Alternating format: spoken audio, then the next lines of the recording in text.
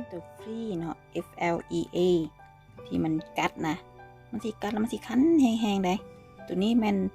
บังเอิญจับได้อยู่บนนอนอันนี้มันโตมันอันนี้มันเลือดที่มันกินนะเมื่อกี้นี้จับได้แล้วมันเด็ดขานะซ้ำแม่เห่าตอนเด็กน้อยเป็นเห่าตอนยังน้อยเห็นก็บาดนี้คันแห้งเนาะบอลมันคันมันก็สิประมาณว่าโอ้ยบ่อยากว่าจังหน่อยซีโซให้เปิดมาคันเท่าใดแต่ว่ามีผู้บอกว่าต้องเอาหมักนาวนี่นะทาใส่บอลที่มันกัดนะคันแสบๆอยู่แล้วนะเพราะมันเวลามันคันนะเก่าเลยเนาะเก่าจนรู้สึกว่าเป็นเลือดออกแล้วมันก็ยังบ่หันเซาคันหันก็มันก็สิเป็นแป้วดำโดนอีกนะแล้วมีคนบอกว่าคนลาวอยู่นิวซีแลนด์นี่แหละบอกไปหาหมักนาวนี่นะทาใส่บอลที่เขาเก่าคันแสบๆหันเนาะแล้วสิเฮ็ดให้อันพิษคันของตัวฟรีนี่หายไป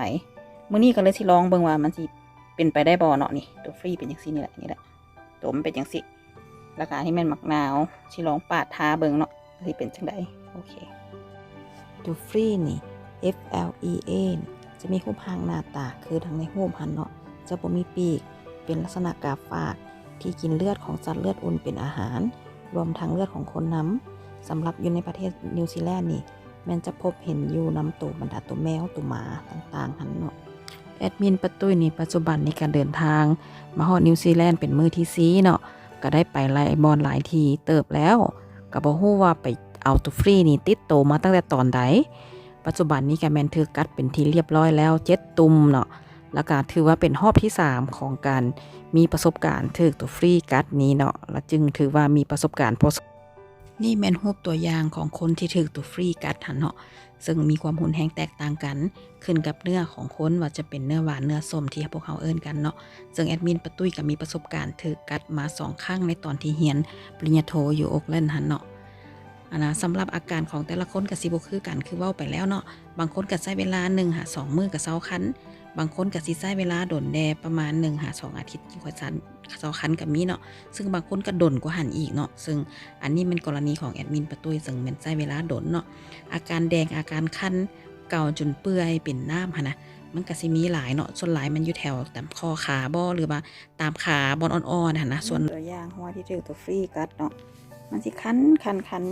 แล้วเวลาเขาเก่าหั่นนะมันก็จะเป็นบาดจังซี่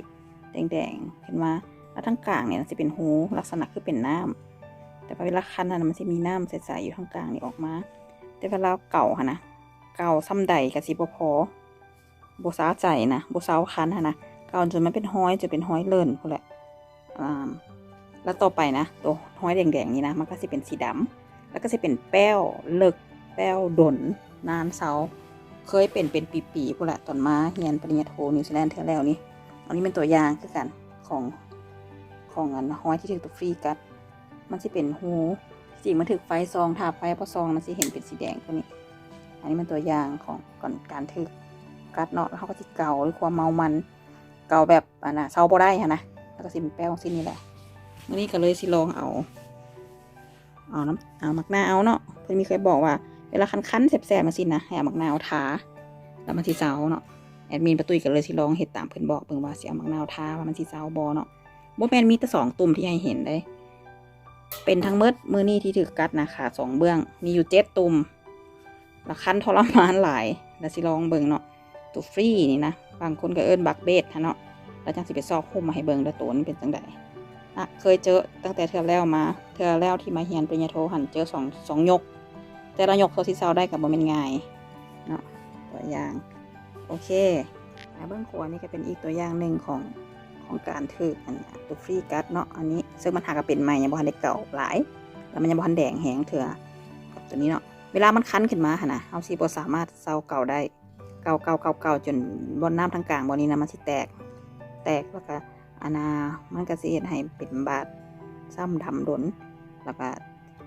ส่วนมันสิเซาหลังจากที่มันดำมันเซาคันไปแล้วนะใช้เวลา 5-6 เดือนเป็นปีพุ่นแหละมันจะค่อยเซาหั่นน่ะแต่ว่ามื้อนี้สิเอามะนาวปาดมะนาวทาลองเบิ่งว่ามันสิแซ่บซำใดแล้วก็จะว่ามันสิเฮ็ดให้มันเซาคันแล้วมันสิเพราะว่าเวลาเก่านี่บ่แม่นเก่าเทื่อเดียวแล้วมันสิเซาได้ต่อมาหลายมื้อมาคันอีกเก่าอีก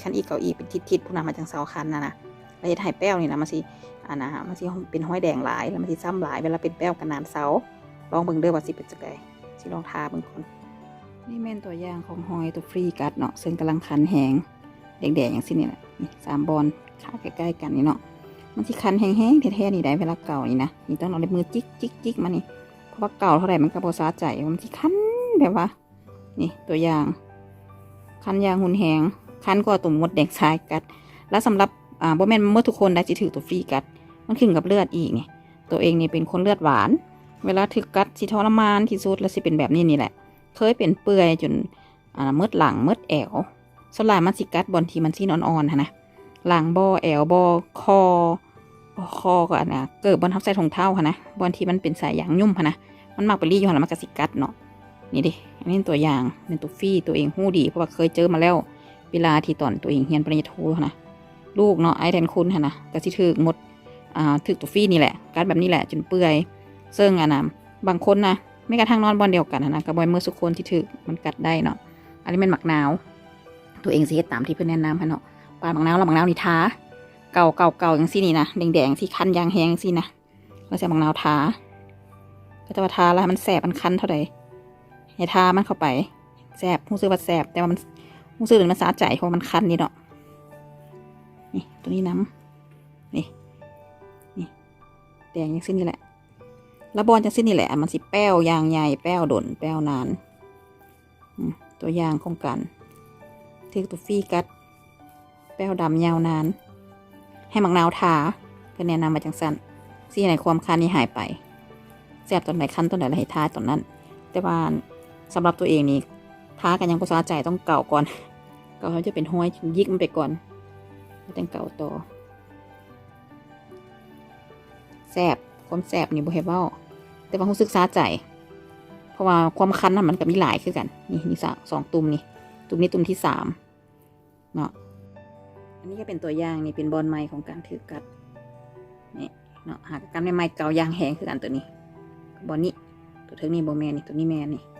ต้องได้ทาคือกันวางที่นี่เอามะนาวที่ปาดมาแล้วใหม่ๆสดๆทามันจะได้ความคันมันลดลงอันนี้นี่เป็นห้อยยางใหญ่เลยนี่เวลาใส่เกือบบ้านเฮาบริใส่ทุกถุงเท้าบริใส่ถุงน่องนี่เนาะเพราะว่ามันห้อนนะก็จะเห็นแป้วนี่แหละแป้วห้อยที่ชื่อตุกฟี่กัดยาวนานลองเบิ่งว่าสิเป็นจังไดให้ขึ้นบ่ทาละแสบแต่ว่าสะใจเพราะความคันมันมีหลายต้องอดเอาทามันเข้าไปทั้งหมดที่ถือกันมือนี่นะมีอยู่7 ตุ่มอันนี้ก็ถือคือกันหอยตัวฟรีก่อนสิทาต้องเก่าๆหน่อยนึงเพราะว่ามันจะมีตุ่มมันสิเป็นน้ำทั้งกลางมันคือมีบอลหูกัดนี่แหละซึ่งคือว่ามันคือสิเมื่อเท่านี้แหละมีแต่7 ตุ่มที่เจอนี่แหละเพราะว่าจับโตมันได้ธรรมดาโตมันจับบ่ได้ง่ายๆได้เพราะว่ามันดีดมันไปบักไวๆเวลามันนั่นมันดีดไปแต่อันนี้มันคือมันกลิ่นยางอิ่มเต็มกัด7 ตุ่มเห็นมันคาอยู่บนนอนจับไปดีดสึกโต๊ะข้างเตียงนะแดงคือเด็ดแม่ตัวเห่านะไม่เป็นความว่ามันทรมานจะมีแป้วไปอีกโดนเพราะว่าตัวเองเป็นคนเนื้อหวานแล้วพวกแมงอย่างนี้มักกัดดีแท้ๆแล้วก็จะเป็นแป้วอย่างนี้แหละยาวนานสำหรับพวกที่อยู่นิวซีแลนด์โดยเฉพาะพวกอยู่โอ๊กแลนด์นำกันนะอาจจะเจอประสบการณ์แบบนี้บอกว่าสาวๆที่เคยอยู่บ้านที่เขาแชร์ห้องกันนะก็จะเห็นว่ามันเป็นอย่างนี้ส่วนหลายแม่นมันจะมีบอลคนหลายหลายคนเอามาจากหลายบอลนะเส้นของสมุทรอย่างสินะแล้วมันจะมีพรมเนาะอยู่ต่างประเทศคืออย่างนี้แหละพรมยวนพื้นโรงแรมสินะแล้วมันก็ติดมานำกระเป๋าเวลาเขานะคะไปโรงเรียนไปมหาลัยมาหันก็เอากระเป๋ามาทำมาวางอยู่บนนอนบ่ปื้มสอบบางเทื่อเขามาแล้วจับวางใส่บอลนั่นตั้งซาโลงโซฟาอย่างสินะแมงแล้วมันสิติดมานำแล้วมันก็สิลามแหละลามมันก็สิกัดยางใหญ่คันบ่เห็นว่านี่เนาะหมักนาวทาฟรีโอเคหวังว่ามันสิบ่เป็นแป้วแห้งบ่สิคันหวังว่ามันคือสิบ่คันโดนมือหลายเจ้ามือนี้บ้านด้วยเรื่องของตัวฟรีเนาะสิไปซอกรูปแล้วก็สิไปโพสต์ลงให้เบิ่งว่ามันเป็นจังใดบางคนเอิ้นว่าเบดบักเบดแบบบ่นอนนะบักลองเบิ่งเนาะโอเค